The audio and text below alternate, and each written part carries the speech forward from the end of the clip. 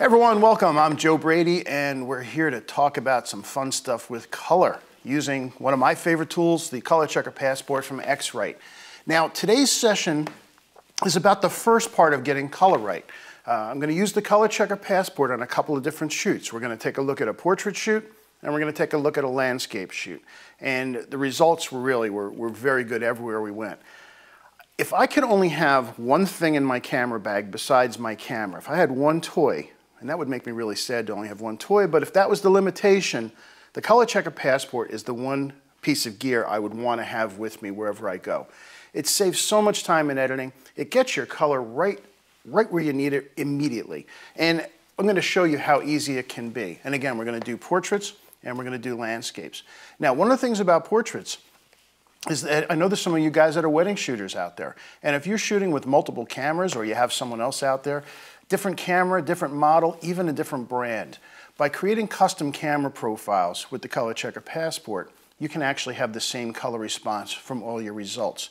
And what you're going to see on our portrait shoot is we're going to have color from studio to outside ambient to outside with a fill flash, and the color response is going to be the same for each of those lighting conditions. And this is really the only way you can do that. For landscape shooting, a lot of times you run into situations where your camera white balance just has no idea what to do. Custom white balance is fine, but a profile is going to add to that. And I know there's a lot of confusion about that, so I've done some graphics that I hope will make this much easier to understand. Let's get out there. Let's get out and start shooting and see how to put the Color Checker Passport to work. Hey everyone, I'm Joe Brady, and I'm here today to talk about getting great color for both portrait and landscape subjects. To make this happen, we're going to take a look at one of the most useful and economical tools that every photographer should have in their camera bag, the X-Rite Color Checker Passport. It doesn't need batteries, it never becomes obsolete. It contains a set of color charts that provide a set of references that, combined with software, allow you to 1. Get an accurate white balance, 2. Create custom camera color profiles, 3. Make consistent white balance adjustments for when you prefer warmer skin tones or maybe more intense blues and greens in your landscapes. Now you may be asking, why is any of this necessary? Can't my camera auto white balance do all of this? The answer is a resounding no. Now I'm sure many of you understand why you need a neutral reference for white balance. Well, isn't having a custom white balance enough? Again, the answer is no. Here's why. Camera manufacturers also don't have a standard color set. They're all over the place. There is no standard for what red means. These are the color challenges that the Color Checker Passport can help you overcome. Now, white balance is important, but it's the combination of white balance and the custom camera profile that get you to the best starting color place. Oh, by the way, one really critical point. To take advantage of a custom camera profile, you have to make sure you're shooting raw files. JPEGs already have all the color space and white balance information built into the file. Yes, you can still use the targets for white balance when shooting in JPEGs, but to put the power of a custom camera profile to use, you need to shoot in RAW. Now, the combination of using a camera profile and the white balance together can be confusing. So let's use a travel analogy to get us to perfect color. So imagine that I need to travel to, say, Redville from downtown Warwick. The profile knows that from the starting point, I need to go, say, 10 miles north and 3 miles east, and that puts me exactly in downtown Redville.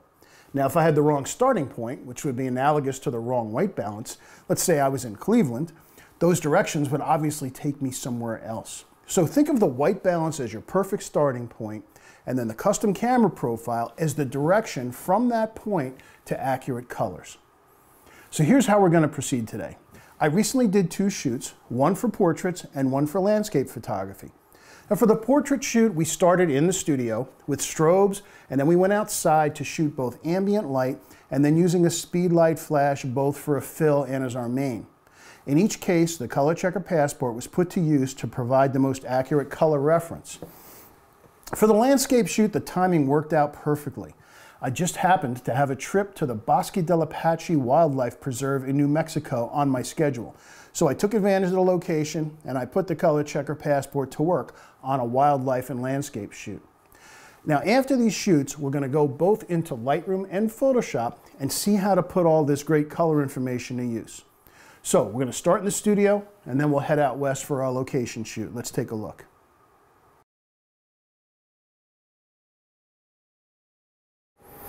We're going to use the color checker in a couple of different lighting situations. We're going to start in the studio today because, well, it's cold outside actually. We want to try to get as much done inside as possible.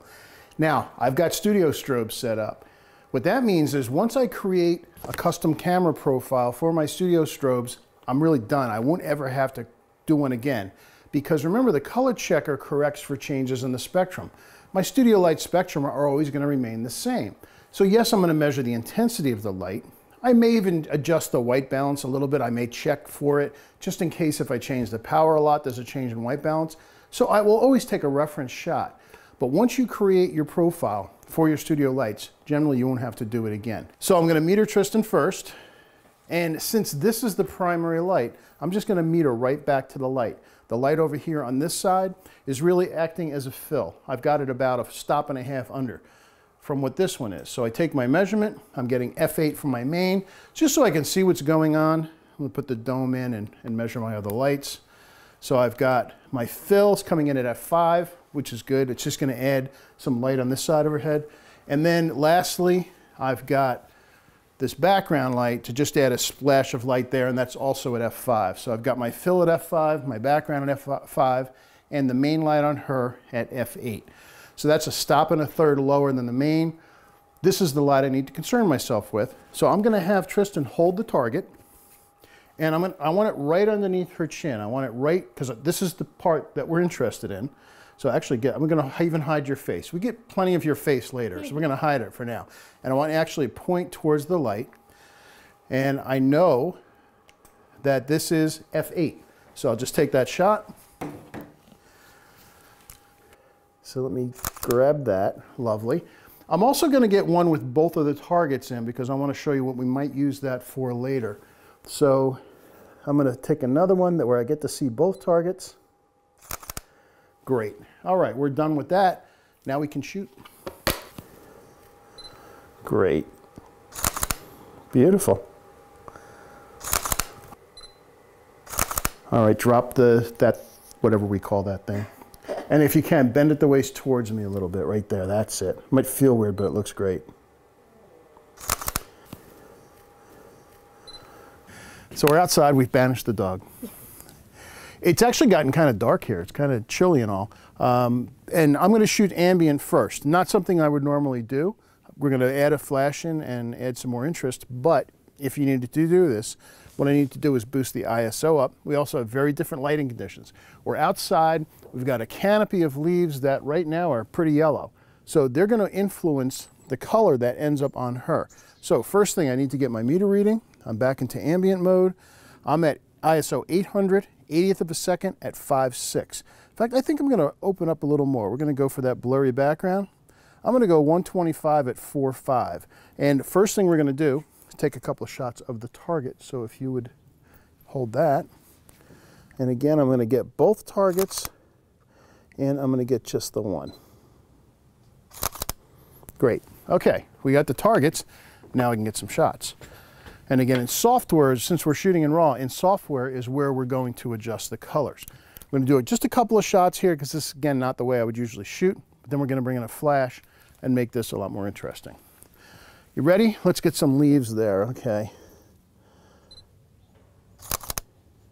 Yeah, I really don't like the lack of light. But we'll get a couple of shots anyway. Get a couple of verticals. Okay.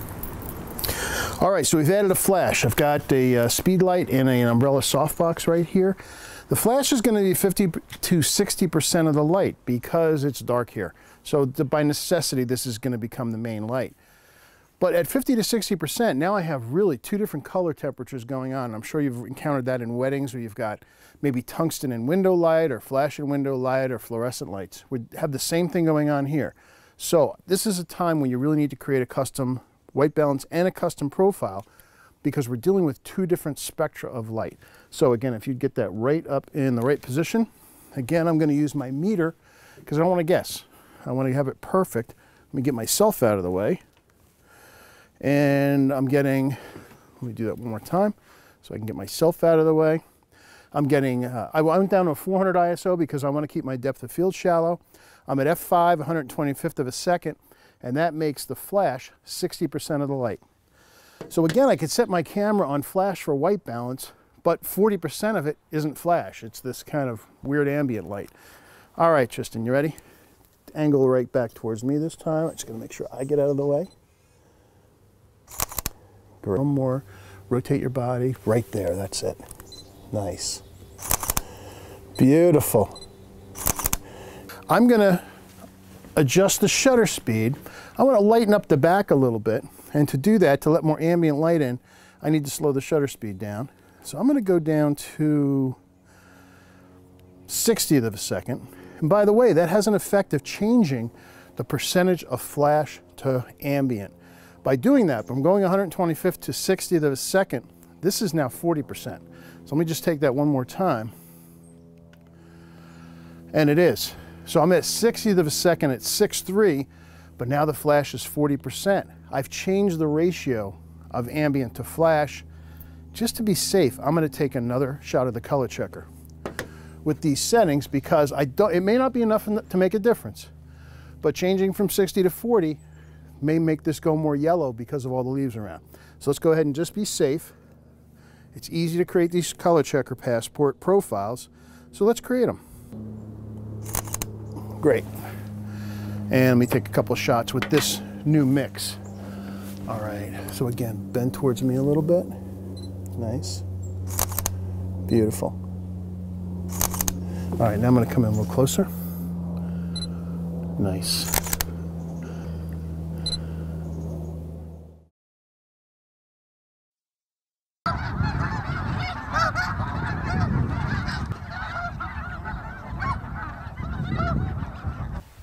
I'm at the Bosque del Apache National Wildlife Refuge. It's a little bit south of San Antonio, New Mexico. And I'm standing in front of this incredible site, this pond with thousands and thousands of snow geese who come through here. And this is a great time to use the color checker. I want to take a photograph of this under this light, and this is the profile I'm going to use all day. And you might ask, well, how about mornings and afternoons, that golden hour when the light gets golden? Exactly. I want it to stay golden. So I'm going to create my profile for the middle of the day for this scene behind me. Another thing that can cause your camera problems is when you have an overarching color that's reflecting up. There's a lot of dirt here, and then I've got the water here. And that has a tendency to fool your camera, particularly if you put it on auto white balance. So by having this, it's going to give me a reference that's going to eliminate any kind of reflected light that's altering the scene and give me a perfect reference for perfect color. So it's important that I make sure it's in the same light as the rest of my scene. So I want the sun completely illuminating this, and I don't want any shadows cast on it. So I simply hold it out in front of me, frame it. That's it. Now I have everything I need to go into software later and create that custom camera profile that's going to allow the colors in scenes like this to just snap in place. What could be easier? So I'm going to get some shots. I'm going to put this away. I've got my information that I need to create my custom profile.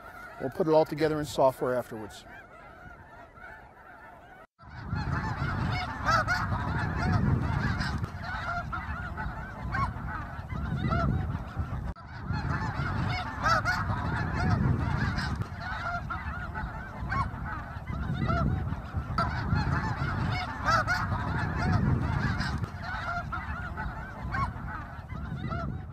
So that was obviously two very different activities, but both were a lot of fun.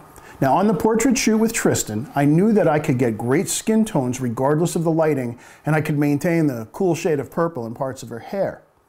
Out in New Mexico, I knew that even though my camera white balance might have been confused by all those reflecting colors in the scenes, the Color Checker Passport would make color editing a snap. Now before we go into software, one question I often hear is, how many custom camera profiles do I need to create? It's a personal preference on how serious you are about perfect color everywhere you go, but I like to create a custom profile for every lighting situation I come across. Well, what does that mean?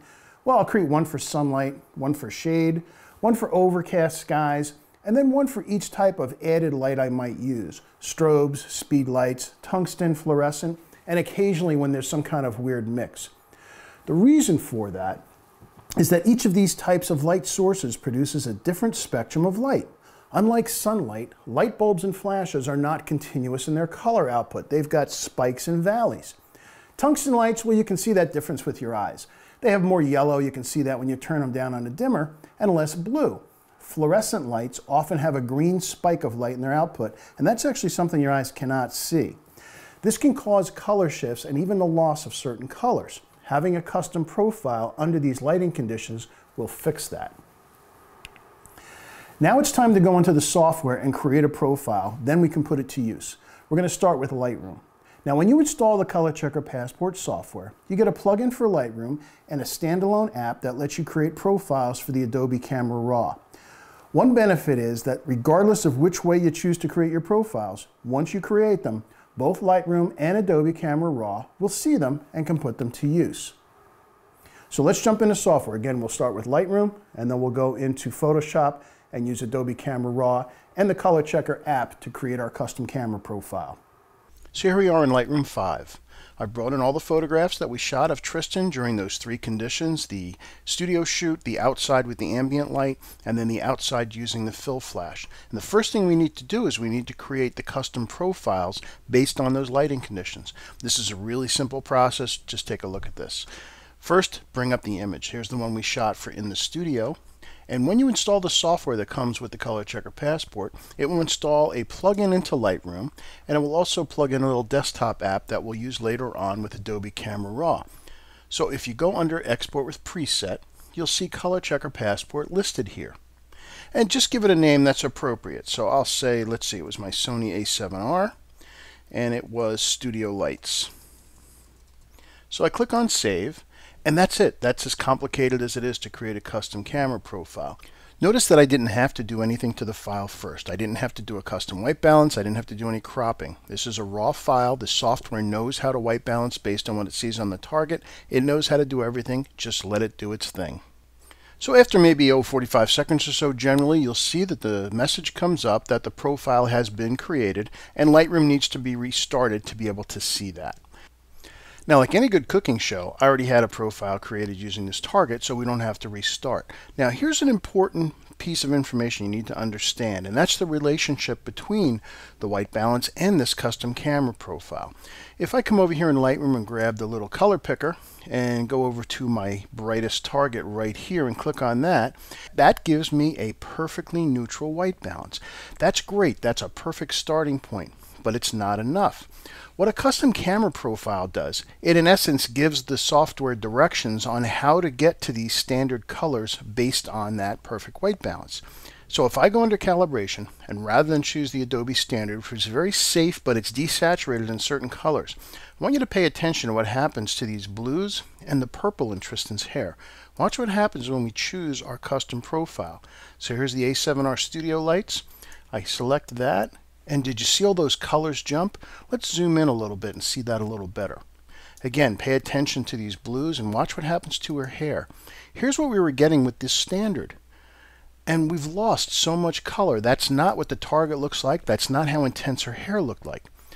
This is what it looked like. So what the custom camera profile does is it uses that neutral and then it gives directions from that neutral how to get to each of these perfect known colors. And that's what makes everything snap into place. That's also why you need them both, because if I chose some other white balance, let's say I had that as white balance. Well, that's going to be pretty weird looking. Even though I have my custom profile, it's completely wrong because it's from the wrong starting point. So what that white balance does is it gives you the perfect starting point, and then what the camera calibration does is it allows all of those colors to go into the right spot based on that starting point. And it's really a dramatic difference. Let's take a look at just an image before and after. Here is just the standard image. This is right out of the camera. It's the Adobe standard profile. Now if we look under basic, it's just a flash preset. Now, it's a little bit yellow to my taste, and we've lost all of the purple in her hair. So here's the same image with the custom white balance and the profile applied, and you can see the difference. Again, let's zoom in on here a bit. So here's with the profile. Let's go back down to camera calibration. Here's with our custom camera profile. Here's without. So what's happened is, without the profile, her skin has gone a little bit too yellow, and we've lost the purple in the hair. Now we've got a much more neutral result. You can see the background looks more neutral, but her hair has got that intense purple back into it. Now while we're here, let's just take a look at the top target, because the top target is a kind of a flavoring target for that white balance. Let's say, for example, you are after a little bit of a warmer look. So instead of using our custom white balance, let's go back to a neutral. So this top row here is for portraits. This target right here is neutral, and you might be able to notice that it gets slightly more blue as it goes across. So if we were to white balance off of something that's bluer, you can see it adds a lot more warmth to the skin. You can see now our color temperature has gone up to 6,000 with a plus 25 tint, bringing it over more to magenta. Now this is different than the flash preset, which was 5500 but neutral. By having this 5500 without any kind of tint adjustment, the skin goes too yellow. So by using this custom warming, we can get to the same warmth every time. A lot of times people like to look a little warmer. That's why there's all those tanning salons around. So if this is the kind of look you want, after you've done your custom calibration and your profile, you can apply one of these warming patches if you want to warm up the skin a little bit. And there is a gradation of it. You can start just a little bit, or you can go a lot. A little bit strong for me. My personal favorite is in the middle. Really does a nice warmth to the skin without making it too much, and it pulls that yellow out of the skin that happens just from adjusting the color temperature. Now if you're happy with the colors you've got, you can then select all the images in your shoot, click on synchronize. I'm going to check none to start off. What we want to do is choose white balance, the process version, and calibration. Then when we synchronize, the custom white balance and the camera profile are applied to all the images. And that's as easy as it is. Remember, in Lightroom, none of this is permanent. We're working on raw files. These are just instructions for when the file is exported to go ahead and apply these settings, so you can always go back and change your mind. And that's one of the beauties of doing this kind of editing while you're in Lightroom. Now lastly, for our portraits, if you remember, we went outside and I shot both with just the ambient light and by using speed lights. I wanted to see how much of a difference there was in the profiles. So here we are with just ambient light. Again, not something I'd like to do because look at her eyes, they're just too deep in shadow. I really prefer to use fill flash in this situation. However, let's take this. We've got our white balance already, so this was selected, and our camera calibration is just daylight. So let's go ahead and take a look at one of the images. It's fine, but again, her eyes are way too deep in shadow. Yes, I could go in Lightroom and open them up, but I prefer to use a fill flash here. So let's scroll along. And if you remember right at the very end, I did one where I dropped it down to a 40% fill. So here's the Adobe standard. Let's go ahead and zoom in. I want to zoom in a lot in this because I want you to take a look at these patches as they draw in. So here's the Adobe standard, and here's speed lights. So there's the equivalent of our 60% light. You can see it's a dramatic color change in a lot of the colors. Take a look at these blues and that red even. Again, here's the Adobe standard under those lighting conditions. Really lost a lot of saturation. Here's the speed lights. So I was curious to see if there's going to be a difference between 60 and 40% fill. And actually there was. It was subtle, but it is noticeable. In particular, for this one particular blue patch changed color. So here's our 60%. Watch what happens when we change it to the 40% fill flash custom profile. Did you see that? Actually, this red changes a little bit, and this blue gets a little deeper. Let me back off to our 60%. So you can see the difference there. So since the percentage of flash to ambient has changed, the color response has changed, and it actually was enough to warrant a difference. So that's how important this is. It will give you that perfect starting point. How far you want to take it is up to you, but you see it only just takes a couple of seconds to create a custom profile so that you can get the perfect color on your images. So here we see the effect of the speed light, just a simple single flash in a softbox umbrella. Opens up the eyes, adds that beautiful catch light, and our custom white balance and custom profile bring all the colors right into the right place. And one last time, let's see what the Adobe standard gave us, and watch how much color it loses. Look at that. We lost all the color in the hair, and her skin has changed color. Just our 40% full flash custom profile, and everything snaps back into place, and that's our perfect image. Now let's take a quick look at creating and using custom camera calibrations in Adobe Camera Raw. And this is what we would use if you're just a Photoshop or Photoshop Elements users and don't use Lightroom. By the way, if you create a profile this way, both Photoshop and Lightroom see it. If you create a profile in Lightroom, then Adobe Camera Raw sees it as well. Now there's one extra step involved this time. Since it's not a plugin in Adobe Camera Raw, we do need to take our photograph of the target and save it. We need to save it as a DNG file, which happens to be the default, digital negative. And we're going to save it, let's just save it in on the desktop so it's easy to find. So let me tell it where. And I'm just going to call it target. And click on Save. That's the only time you ever have to convert a file to a DNG if you're going to use the desktop app. So we've saved the target as a DNG file. Let's go ahead into the color checker application. And it asks us to drag and drop a DNG image here, or we can just simply go to File, Add Image. And if you remember, I just put that on the desktop. And here's my target file. So I click on Open, and the software is going to look at the target, and it's going to find it. It's going to also find where the target is in the image. Okay, so the software has found the target. In fact, we can zoom out here so you can see it did see the entire image. What we have an option is to grab the corners here if we wanted to just adjust where the targets fall, but in general it will usually find it. Now you can see that the white balance looks off just from looking at it, but again, we don't have to do anything about it. The software knows that these patches here are neutral. It will do its own white balance behind the scenes. Now you also notice there's an option up here called the dual luminant DNG. We're not going to go into that today, but we'll point you to a video that explains that in detail. However, for landscape photography, chances are you're not going to use that. Just this simple single color source is what you're going to do. So click on Create Profile, and just like we saw in Lightroom, give it a name. And this was Bosque Daylight. And I can type. And don't change the where. If you put it somewhere else, the software is not going to find it. Just leave it alone. Click on Save, and then the software will generate the profile. So here's the original file. No custom white balance, no custom camera profile. So let's go ahead and white balance, and we can see that neutralizes it. Now let's go to camera calibration. Now, the custom camera profiles are under this little icon of a camera over here. And again, it's the same kind of list that we saw where we were in Lightroom. And here's the Bosque Daylight that we just created. Assign that, and you can see those colors jump. In particular, these two blues, this red and this kind of plum color. Let's look at that one more time. There's the Adobe Standard. Again, we're losing so much color that way. This custom camera profile really snaps all the colors back into place. So again, like in Lightroom, we can simply click all of our images that we had open. Click on Synchronize. We want the white balance, the calibration, and the process version. Hit OK.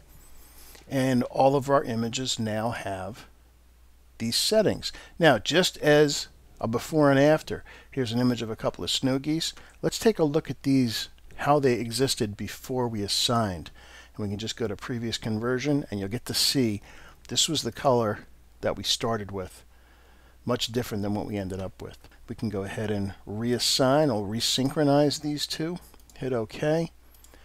And we can see we've got cleaner geese and bluer water. And that's what we're after. So one of the differences between Adobe Camera Raw and Lightroom is once we open these images, these changes then get built into the image. If we click on Done, it's just like we were in Lightroom. These settings will be applied to the image next time they're opened up, but they won't actually be applied. Once you hit Open, this converts it from the RAW with these settings. So that's how the workflow in Adobe Camera Raw works, and this would be the same if you're going to do Adobe Photoshop or Adobe Photoshop Elements. So let's sum up. Having the Color Checker Passport available for all your shoots provides you with a perfect starting point for color under practically any lighting condition.